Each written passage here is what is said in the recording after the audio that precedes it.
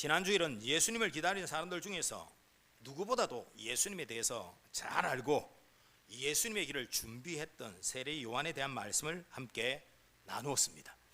예수님이 오실 길을 예비하는 세례 요한의 모습과 그의 사역을 살펴보면서 주님을 기다리는 사람들은 하나님의 말씀을 듣고 그 말씀에 순종하는 자리에 머물러야 된다라는 말씀을 드렸습니다. 그리고 무엇보다 하나님의 말씀에 민감하게 반응하면서 그 말씀 앞에서 자신을 돌아보며, 우리가 하나님의 말씀 앞에서 우리 자신을 돌아보면 일어나는 마음이 뭐겠어요? 은혜 받은 자의 마음에 일어나는 마음은 회개하는 심령입니다.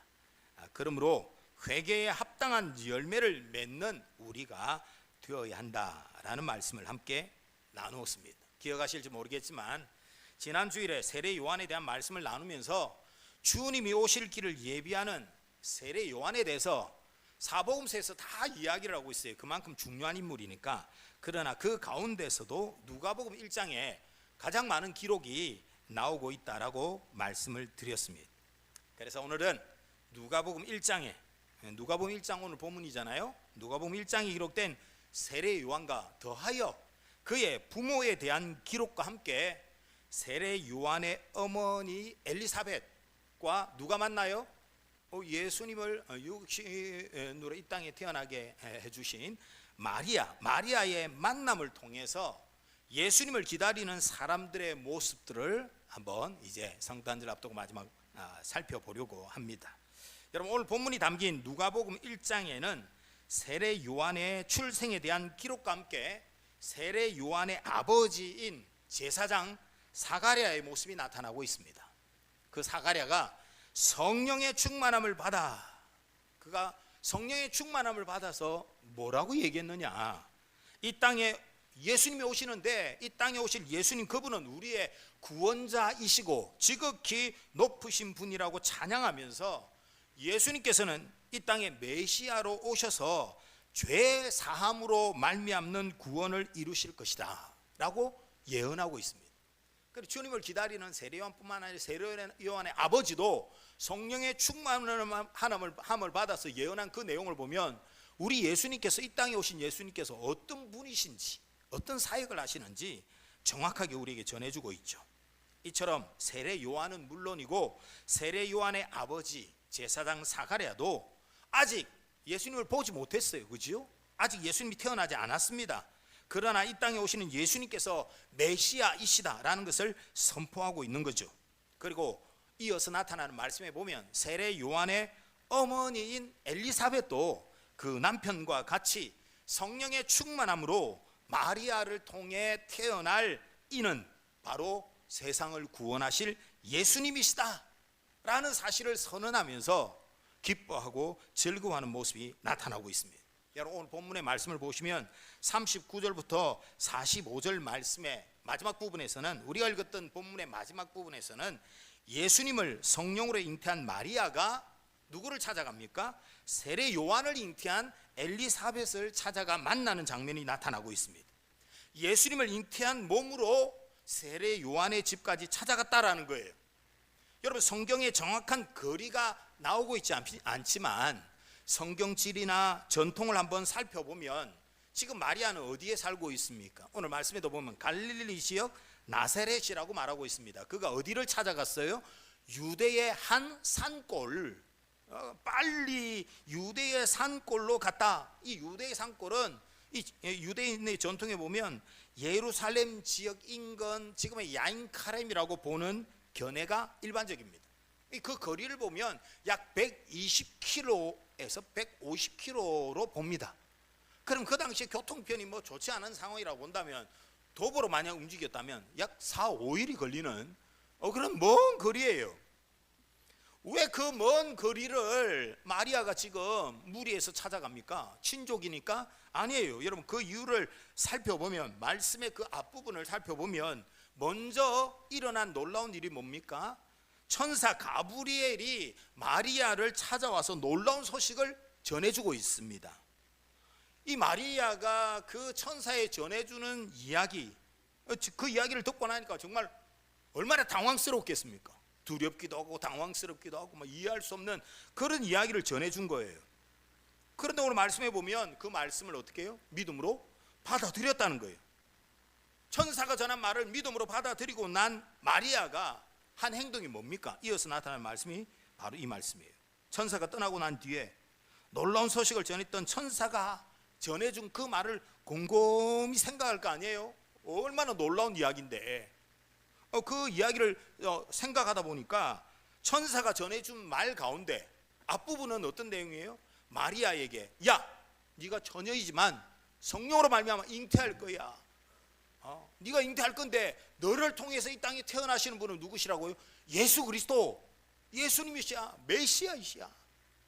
이 놀라운 이야기를 전해줘. 아니 내가 처녀인데 어떻게 잉태해요? 막 이랬는데 믿을 수 없으니까. 그러니까 천사가 어떤 말을 딱 던져줍니까? 오늘 36절이에요 그 36절의 말씀에 보면 뭐라고 말씀하고 있냐면 이 천사가 야 너의 친족 누구요? 엘리사벳. 니 알지?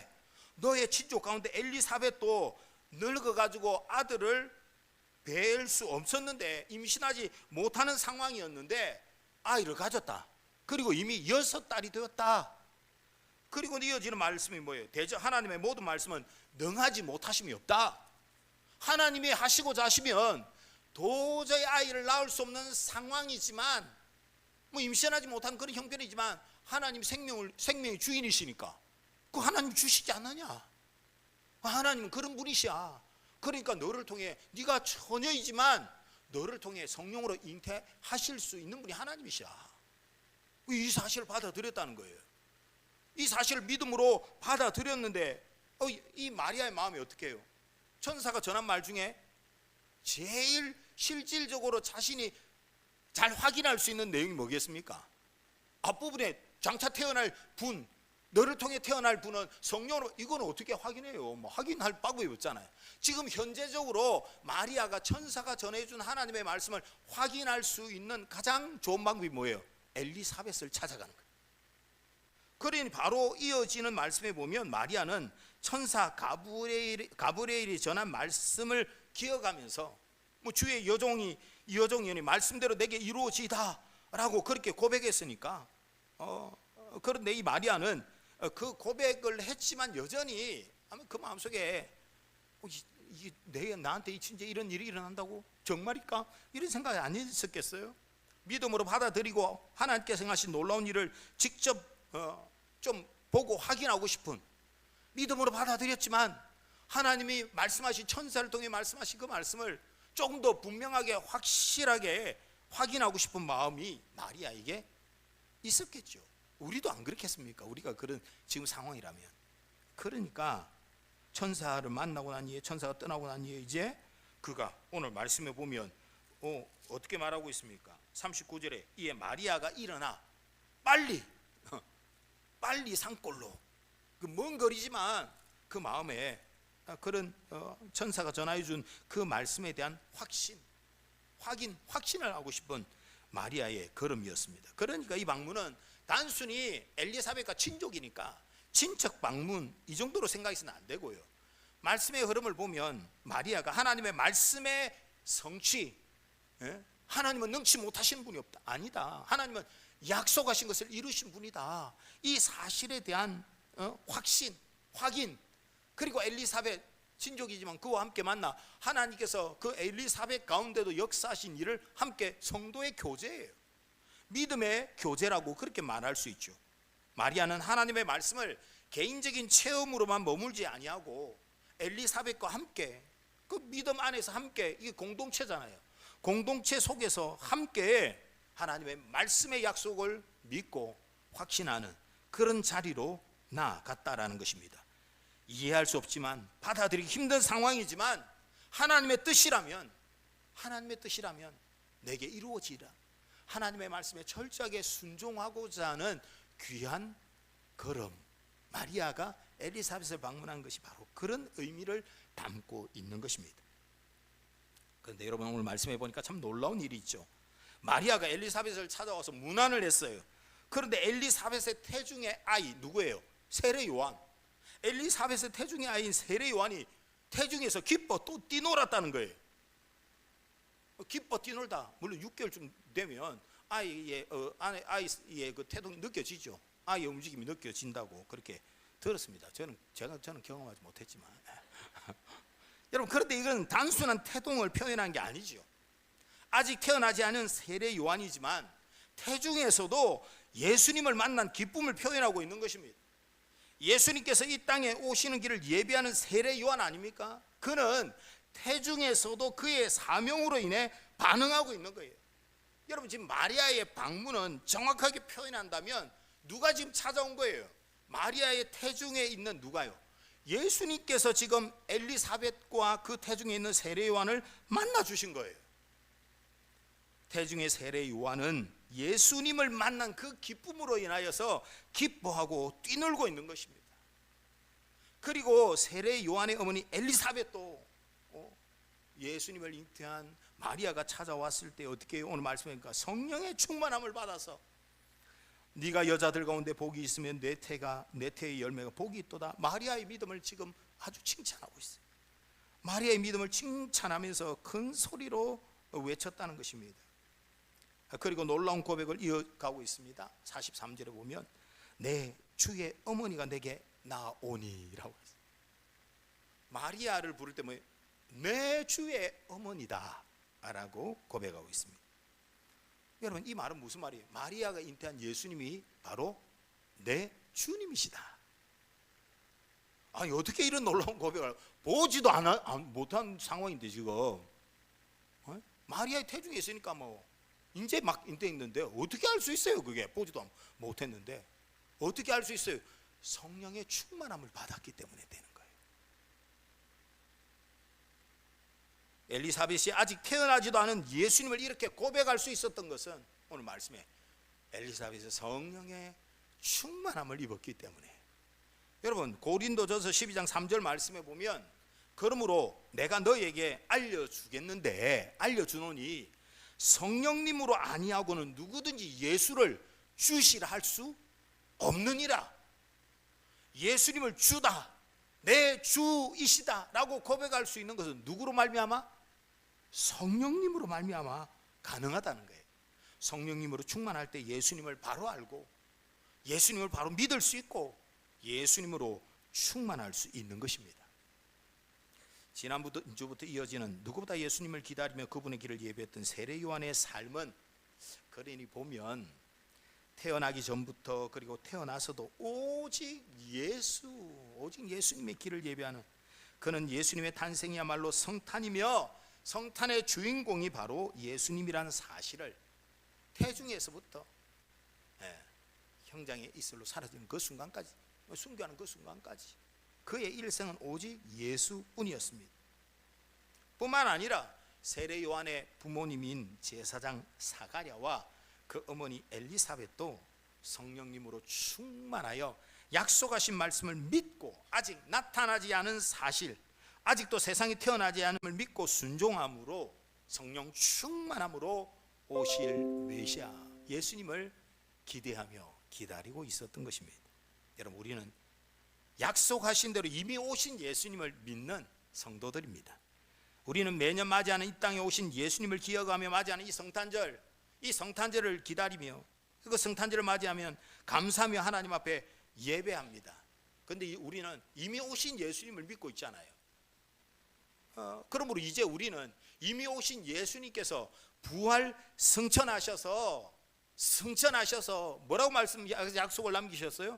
다시 오실 것이다. 우리 예수님께서 이제 다시 오실 것이다, 이 약속을 하신 거예요. 성경의 모든 약속이 다 이루어졌어요. 성경의 내용을 통하여 분명히 하나님은 약속하신 것을 분명히 이루신다는 것을 보여주고 있습니다. 이제 남은 게 있어요. 뭐예요? 예수님께서 다시 오실 것이다. 예수님께서 다시 오실 것을 우리는, 그 약속을 우리는 단디 흔들림 없이 믿고 성령 충만함으로 주의 몸된 공동체 안에서 선한 교제를 통하여서 마리아가 엘리사벳을 만나서 뭘 했겠습니까? 친척 방문 아니라고 했죠. 만나서 한 것은 내게 주신 약속의 말씀을 더 확신한 거예요. 여러분, 교회는, 이 땅의 공동체인 교회는 그런 곳입니다. 우리 믿음이 연약해질 수 있어요. 그러나 우리는 약속하신 말씀, 기록된 하나님의 말씀을 가지고 성도들이 믿음 안에서 함께 교제하면서 우리의 신앙을 더욱더 단단히, 믿음의 교제가 풍성한 그런 곳이 바로 교회입니다. 예수님을 기다렸던 그분들의 모습을 통해서 다시 오실 예수님을 기다리는 우리는, 이 땅의 교회는, 성도들은 그렇게 살아요. 그래서 올해는 성탄절이면 우리가 뭐 롤케이크나 뭐 이렇게 선물을 준비했는데, 성탄절에 선물 주는 게 뭐 일반적이니까 성도님들에게 그렇게 이제 성탄절에 선물 준비하려고 했는데, 이번에는 우리 장로님들과 얘기 중에, 목사님 예배 마치고 함께 식탁의 교제를 또 한번 나눕시다. 식사 준비하시는 분들 힘든데 좀 준비하실 분들 뭐 같이 오셔서라도 성탄절에 식탁의 교제로 그렇게 하십시다. 그렇게 결정을 했거든요. 말씀을 준비하다 보니까 이 롤케이크 주는 것보다는 함께 식탁의 교제를 나누면서 우리의 믿음을 더 돈독해 하는, 다시 오실 주님을 기대하는 그런 아름다운 신앙의 나눔이 참 의미 있겠다. 여러분, 우리가 기억하며 지키는 성탄절은 성령 충만함으로 우리 예수님을 예배하고 예수님으로 인하여 기뻐하고 즐거워하며 믿음 안에서 성도들이 더 풍성한 교제가 있는 복된 성탄절이 되기를 주님의 이름으로 축복합니다. 이제 44절 말씀을 보면 엘리사벳은 내 무난한 소리가 내 귀에 들릴 때에 아기가 내 속에서 기뻐 뛰놀았다라는 말씀이 있잖아요. 여러분, 제가 조금 전에도 얘기했지만 기뻐 뛰놀았다, 이건 단순한 태동이 아니라, 단순한 감정이 아니라 하나님의 말씀이 이루어지고 있는 이 일에 대해서 지금 하나님의 말씀이 이루어지고 있는 이 일에 대해서 세례 요한도 성령으로 충만하여서 지금 뛰놀고 있는 거예요. 여러분, 성령으로 충만하면 우리에게 나타나는 게 뭐예요? 성령의 열매들과 함께 성령이 충만하니까 기뻐 즐거워하는 거예요. 아니, 목사님 세례 요한이 보이지도 않는데 어찌합니까? 성경이 얘기하고 있어요. 성경이. 여러분, 누가복음 1장 13절 말씀에 보면요, 천사가 사가랴 세례 요한의 아버지에게 이렇게 이야기합니다. 너의 아내를 통해 태어날 세례 요한은 주 앞에 큰 자가 되며, 우리 예수님이 말씀하실 것처럼 이 땅에 태어난 여인의 배에서 태어난 자들 중에 큰 자다 말했잖아요. 그는 큰 자가 되며 포도주나 독한 술을 마시지 아니하며 모태로부터 성령의 충만함을 받을 것이다. 세례 요한은 태어나기 전부터 구별된 나시린과 같이 하나님 앞에서 구별된 삶을 살 것인데, 그가 뭘 받는다고요? 성령의 충만함을 받는데 언제로부터요? 모태로부터. 여러분, 이 말씀하고 있잖아요. 오늘 본문 말씀에 나타나는 태중의 세례 요한이 예수님을 만났을 때에 막 예수님을 바라보고는 뭐 기뻐 뛰놀았다, 이게 단순한 태동이 아니라 뭐라고요? 말씀하신 대로 성령에 충만하다는 거예요. 태중의 세례 요한도 성령 충만하고 그 아버지 사가랴도 성령 충만하여서 예수님의 길을 예비하고 있고, 세례 요한의 어머니 엘리사벳도 뭐예요? 성령이 충만하여 자기 집에 방문한 마리아를 본 게 아니고 마리아의 태중에 있는 바로 예수 그리스도를 바라보면서 내 주다, 이 고백을 하고 있는 것입니다. 사랑하는 여러분, 우리가 성탄절을 기다리며 사랑하는 사람과의 추억을 만드는 것도 좋습니다.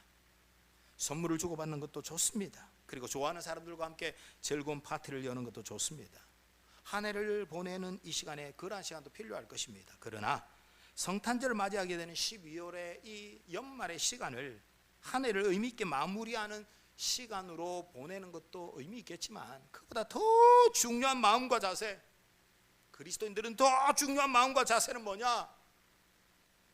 우리가 주 안에서 함께 믿음의 교제와 함께 믿음의 교제를 통하여 성령 충만함을, 이 2025년 성령 충만함으로 이 한 해를 마무리하는 거예요.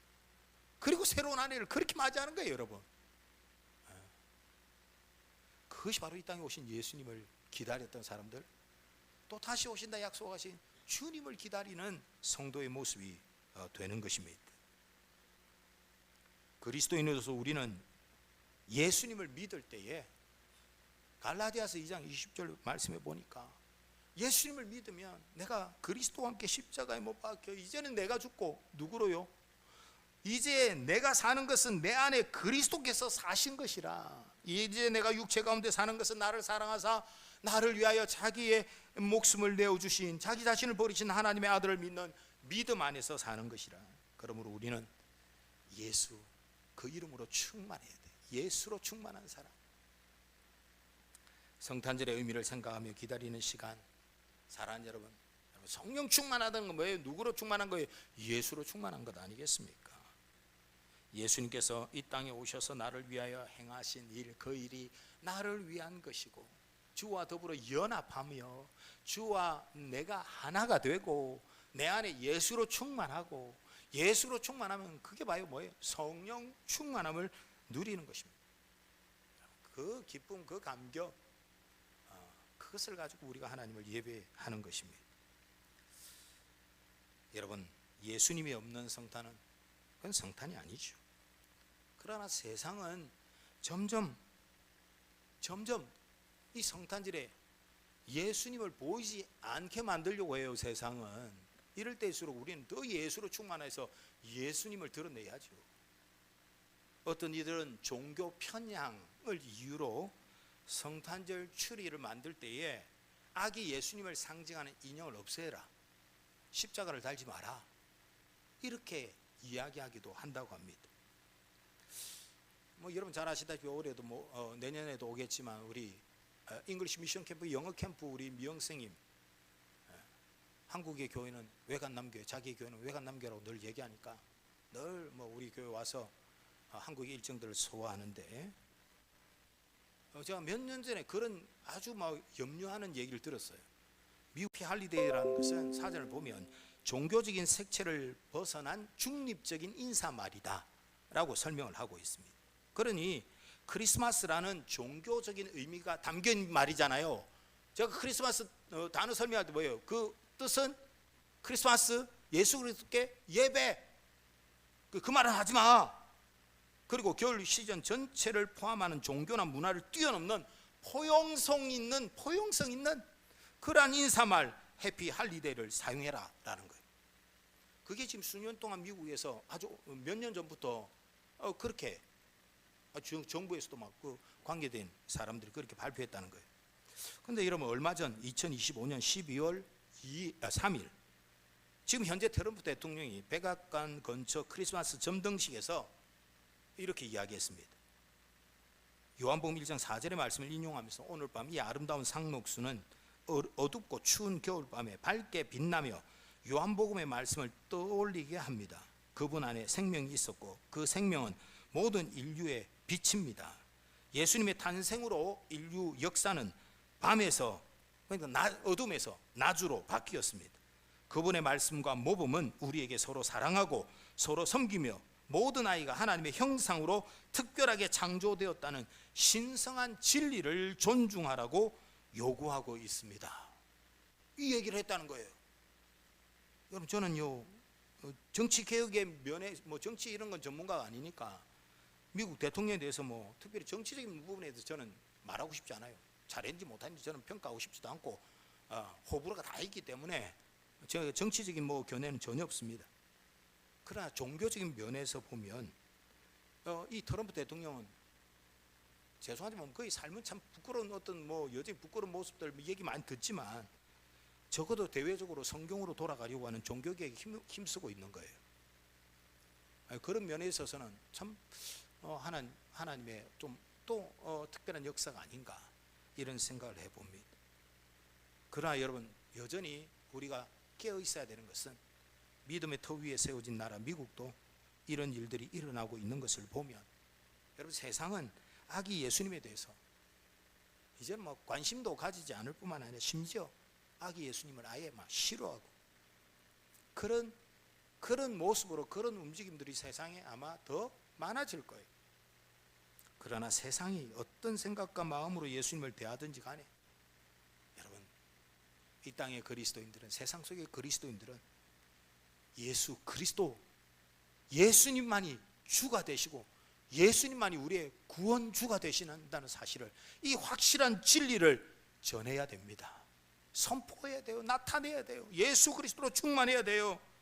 성령 충만함으로 사랑하는 여러분, 우리가 이 성탄절을 맞이하는 우리 사랑하는 성도님들이 되시기를 주님의 이름으로 축복합니다. 이 시간 우리에게 주신 말씀을 기억하면서 한번 기도하십시다. 제가 3주가량 대림절을 맞이하여 예수님을 기다리는 사람들에 대한 말씀을 함께 나누었습니다. 우리는 세상 사람들과 분명히 달라야 됩니다. 예수님에 대한 바른 신앙 고백 가지고 또 약속하신 말씀에 대한 확신 가지고 성령 충만함으로 우리의 삶이 예수로 충만한 성령 충만함으로 그렇게 우리는 성탄절을 맞이해야 될 줄 믿습니다.